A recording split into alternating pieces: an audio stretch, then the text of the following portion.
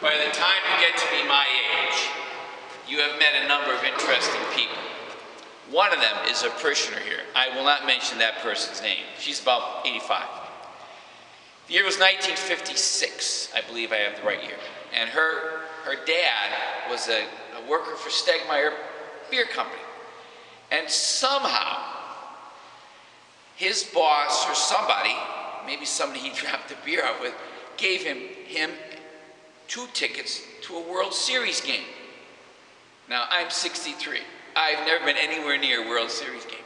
But the guy gave it to his daughter, who was here at 7 o'clock Mass, and she and her husband went to see this game with the Yankees against the Dodgers, if I'm not mistaken. 1956. I was in my mother's womb at the time, okay? That day, a guy named Don Larson, for the only time in history, they played baseball 120 years, threw a perfect game. It is considered the greatest event in baseball history. That happened once in history that somebody threw a perfect game in the World Series. That means the other team got no hits, nobody reached on an error, no walks, nothing. It has never happened before. It has never happened since. That is the only baseball game that this woman has ever attended. And it was the only time in history that ever, I've been to dozens of games. I never saw anything close to it. And that was regular season. This was the World Series. And she was there. The ticket for that game, I would estimate to be worth $500,000. She probably threw it away. She's not a big baseball fan. You'd think that's bad. The year was 1980. And 4 of my friends from up at Pius X, right up in Dalton, go through Clark Summit, said, we have to go try to see this hockey game. The Americans against the Russians. The only problem was, it was not a free weekend. And no one was supposed to leave the building, the property. Well, they said, this is a once-in-a-lifetime opportunity to go see the Americans and the Russians. The Olympics, on Lake Placid. It's only a couple hours, not that far. And they said, we're going to do it. We're going to go, we're going to try to scalp some tickets and get in to see the game. If they got caught, they knew they'd be dead. They got into the game. In fact, they had very good, they were there. They were there to see Eruzione and McClanahan. But that's the greatest moment in sports history. Some people say the greatest moment in world history. And they were there. Think about that. Somebody did squeal on them and they were never seen again. They were good friends of mine. But they were there. Think about that. That ticket must be worth $1 million. Sometimes you get magic moments in life that are just special times. The problem is they don't last. And they can't. Peter, James, and John are like, let's build some tents up here so we can preserve the moment. Like, they're in heaven. They're the first people ever to see what heaven will be like. They're talking to God and Moses and Abraham. And no, you can't stay here. You got to go back down the mountain. See, Jesus knew something, that you don't get to Easter without Good Friday. You don't. That's the way it works. If you don't do a good Lent, then you'll get no Easter. It won't mean anything to you. He was preparing them for Good Friday. He saw it coming. About 4 weeks it'll be here.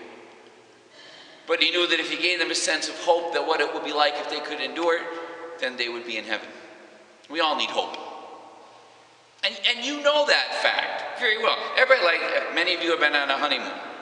Good for you. You got married, you went on a honeymoon. We have to come back from the honeymoon. And you deal with the mortgage and the dirty diapers of the kids and dealing with rambunctious teenagers. That's life. It's just life. Go to the Orlando airport someday. You can tell the family's going to Disney World and the family's coming home. The family's coming home have the mouse ears and like, oh, Jesus, we got to go back to work tomorrow. And the ones going to Disney World are all like, say, yeah, we got to come home. The secret to the spiritual life is to understand the cross as the only road to resurrection. Death is the only way to eternal life. You may not like that, but that's the truth. And there has to be a death before there can be a resurrection. That's just the way that it works. I was an excellent skier when I was young. I could ski backwards down the smaller slope. I used to teach the kids. Then the kidney problem happened. My doctor said, if you went into a tree with the other kidney, you'll be on a dialysis machine the rest of your life. I've never skied again. I've never skipped. That was a death that had to happen, but something came better. I've learned to do other things. I lost that, I got something else. But that was the death that had to happen. Everybody here has trials. We're all pretty old. You get trials. The secret is to see, life gives me trials. But with Jesus' vision, I can see it as a cross that will lead to eternal life. It's not just a trial. Why not just see it as a trial and complain and moan about it? But if you say, how is God in a mysterious way working through this problem, that it's a cross that will give me life, then that's how you finally get to resurrection. You have to recognize it as a cross. You have to accept it as a cross. And if you're deeply spiritual, you embrace the cross.